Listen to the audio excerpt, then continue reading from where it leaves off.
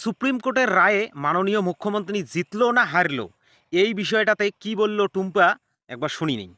বাংলার বুকে এসআইআর হবে, আরো একটা থাপ্পড় খেলো রাজ্য সরকার সুপ্রিম কোর্টের কাছে। একটার পর একটা থাপ্পড় খাওয়ার পরে লাভ সরম বলে আরে চুলকানি, তুই আগত বোঝেক ব্যাপারটা। সুপ্রিম কোর্ট যাওয়ায় মাননীয়ার প্রধান উদ্দেশ্যটা কি ছিল? যে সমস্ত জিন্দা লোকক বাদ দিছে, মৃত বলি ঘোষণা করছে, সেই সমস্ত লোকের জন্যে, সেই সমস্ত লোকের কি হইবে, ওমরা কোর্টে যায় প্রমাণ করবে যে আমরা জীবিত। এই জন্যেই মাননীয় মুখ্যমন্ত্রী গেছে। আর তুই সাউয়া মারানি, তুই একটা থেকে আর একটা ফাটে দিচ্ছিস, রাজ্য সরকার বলে থাপ্পড়ের উপর থাপ্পড় খাওয়া দিচ্ছি। ডিজিটাল যোদ্ধারা সব কোথায়, যারা বলছিল দেশের ইতিহাসে প্রথমবার রাজ্যের মুখ্যমন্ত্রী আইনজীবী হয়ে লড়তে। এই কথাটার মধ্যে কোনো ধরনের ভুল আছে?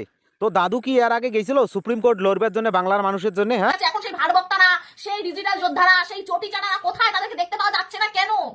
সাউয়া মারানি, আমরা আসি, আমরা যাই নাই, আমরা ডিজিটাল যোদ্ধা, আমরা যাই নাই, আমরা বাংলার মুখ্যমন্ত্রীর পক্ষে আছি। একটা সুখবর, আর একটা সুখবর তোকে জানে দেই, সেটা হলো কি জানিস? ইআরও আর এইআরওরা এখন ভোটার তালিকায় নাম নেওয়া আর বাদ দেওয়ার কাজটা করির পাবে, তাদেরকে স্বীকৃতি দেওয়া হয়েছে সুপ্রিম কোর্ট থাকিয়া। এইটাই হলো বাংলার মানুষের জয়। তার কারণ ভিন রাজ্য থেকে নিয়ে আসা ওই বিজেপির দালালগুলো আনি এনে যদি যখন বসে দেয় না ভিডিও অফিসত, তখন তারা যেটা মন চায় সেইটাই বাদ দেয়, আর যেটা মন চায় সেইটা নেয়। ওই জন্য এখন আর ওইটা হইবে না, এখন ইআরও আর এইআরওরাই নাম নিবে ফাইনাল লিস্টের জন্যে। সাউয়া মারানি, এইটাই হলো আমাদের জয়, এইটাই হল মাননীয় মুখ্যমন্ত্রীর পাওয়ার, বুঝছিস?